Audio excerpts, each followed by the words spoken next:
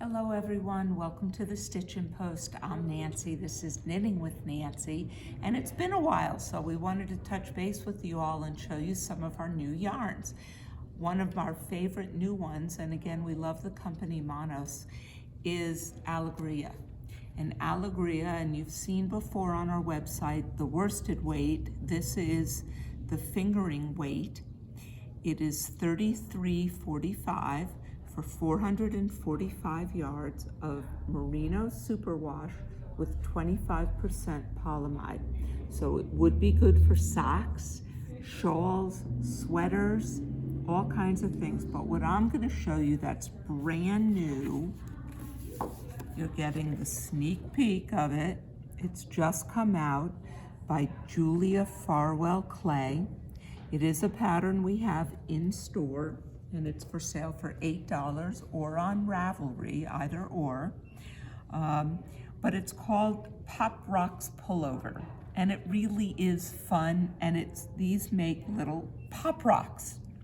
So look at all the beautiful colors. I'm going to show you the sweater. The sample on the picture and the sample we're making is in these two colors, which is the gold, which is pollen, and this is called Bright Idea.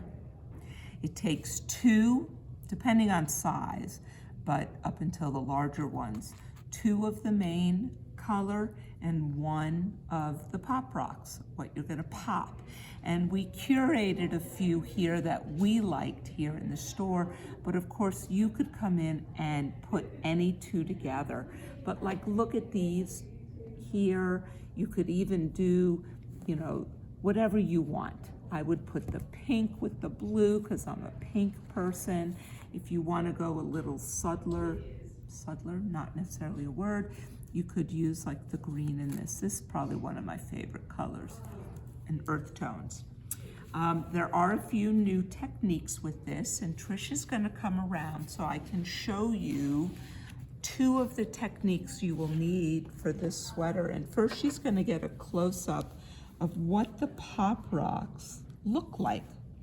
And I'm going to let her come down because it looks a little more complicated than what it really is.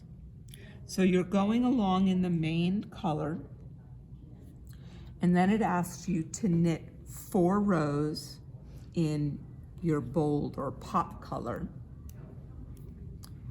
And I have already done some. I've done one of the stitches I'm going to show you now, and then you knit 3. Again, I'm knitting in the main color, and I'm coming to the center of the pop below, and I'm going to drop that stitch. Now the nice thing is it doesn't just go and unravel totally. I need to help it along. So I am going to gently undo these, and I use the tip of my needle. And just before I'm taking this last one out, I'm going to pick up the stitch I want, which is that bright yellow for me, and put it on my left needle. The left needle is going to then come under all 4 rows that I've just undone. And all you're going to do then is knit through normal and take it off. I gently come back, you don't have to do this till later, and I gently just pull a little bit of those stitches so it's going to even it out, and then knit through. Now, when you're working with 2 colors and you need to switch colors, you want to take the color you're switching to, and if you're just couching it behind you, either or, it doesn't matter, because that color would be over still connected on the left side. You want to take it under your working yarn, gently up and over. So I just did it counterclockwise, and now I'm knitting through the next stitch. Now, why did I do it that way? I don't want to see a hole here, and I don't want it to show up kind of wonky. So by pulling it that way over, and you can see where I've done it here, it leaves a really nice, you can't see it from back here, but there's no hole, there's no breakage kind of thing as to where I've done it. So that's 2 techniques you need. Now, the first technique to start is what's called a provisional cast on. And all a provisional cast on in is stitches you're gonna unzip, what I call unzip later. And I show a book here that I always refer to, the cast on bind off book that we always have, because it's shown in here and it's a great book to have for all projects. But to do a provisional cast on, you're gonna take waste yarn. I like to use a yarn different from whatever I'm gonna start with. So if I'm just starting with this color or this as my main color, I wouldn't necessarily do it with the gold. And as you can see here, I used gray. You need a crochet hook. You're gonna make a slip knot. Put it on the crochet hook, but if you notice, I'm not pulling tight. I am then taking my working needle. My working yarn's gonna come under what I need, and I'm gonna pull that loop through and crochet a stitch. Working yarn comes back under my needle, and crochet stitch number 2. Working yarn under my needle, crochet through. I am not pulling overly tight.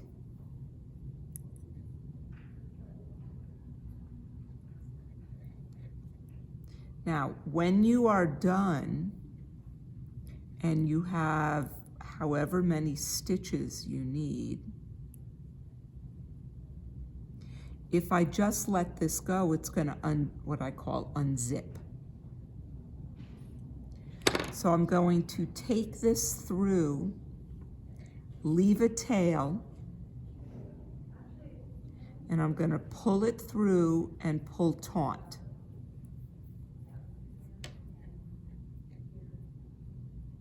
And there are times I might do 1 extra stitch I know I'm not gonna need, just in case somehow that works through. And I leave this loop on while I knit, and here's my tail. I don't want to knot because it's going to be harder to get undone later. So if we come back to where I started, here's that same loop that I've shown you. These are now live stitches. And once I knit through, and I'm going to take this and knit through them real quick.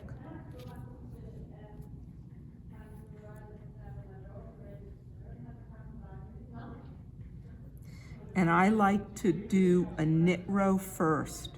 I have found that if I do knit 1, purl 1, even though that's what the pattern might call for, what I want to say, my unzipping later is harder. So I rather undo a row of knit to put on my ribbing than start it in pattern.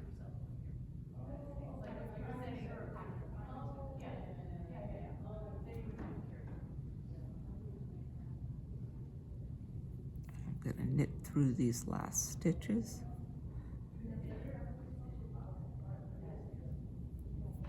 Oops, I just split it.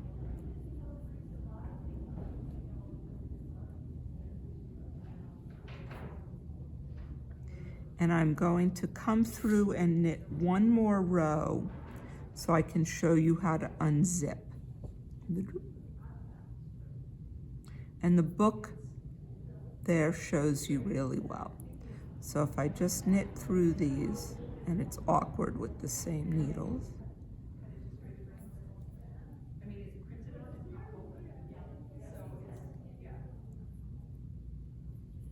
And I'm probably knitting a little too loose because of how wonky my needles are.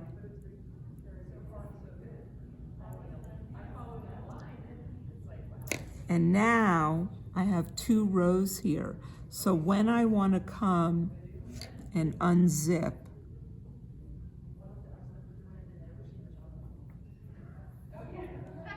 I can come through and undo this.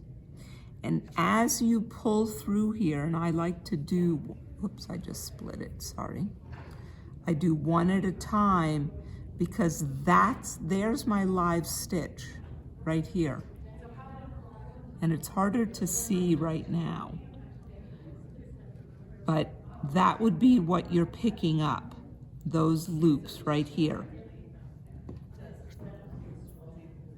So if I do these, here are my live stitches.